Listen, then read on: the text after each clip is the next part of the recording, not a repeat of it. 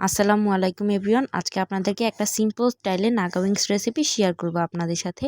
তো চলুন দেখা যাক কি লাগে রেসিপিটি শেয়ার করতে। তো এখানে আমি কয়েকটা নাগা উইংস নিয়ে নিয়েছি, মানে মুরগির পাখনা নিয়েছি। এখন এর মধ্যে মরিচের গুঁড়া, লবণ, সয়া সস আর আদা রসুন দিয়ে এটাকে মেখে একটা সাইডে আধা ঘন্টার জন্য ম্যারিনেটের জন্য রেখে দিব। তো আপনারা আপনাদের পরিমাণ মতো যতটুকু উইংস নেবেন, সয়া সস, আদা রসুন, লবণ এগুলো দিয়ে মেখে ম্যারিনেট করতে দিবেন।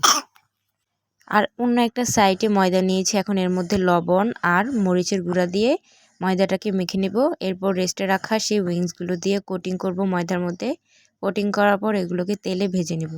আর অবশ্যই একটু ভালো করে ভেজে নেবেন, উপরে কালারটা আসা পর্যন্ত উইংসগুলোকে ভেজে নেবেন।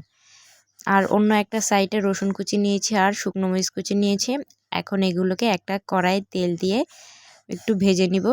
যেহেতু আমি উইংসটা ভেজেছিলাম, ওই ভাজা উইংসের তেলটা দিয়ে এটা ভেজে নিচ্ছি। এখন দিয়ে দিব সয়া সস আর দিয়ে দিব টমেটো সস। এখন এই দুইটা সস একটু কতক্ষণ নেড়েচেড়ে নিব। নেড়েচেড়ে নেওয়ার পর এর মধ্যে দিয়ে দিব ভেজে রাখা উইংসগুলোকে সসের মধ্যে দিয়ে ভালো মতো একটু মেখে নিব।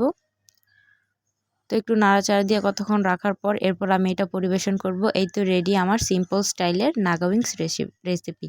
অবশ্যই আপনারা এটা ট্রাই করে জানাবেন কেমন হয়েছে। আল্লাহ হাফেজ।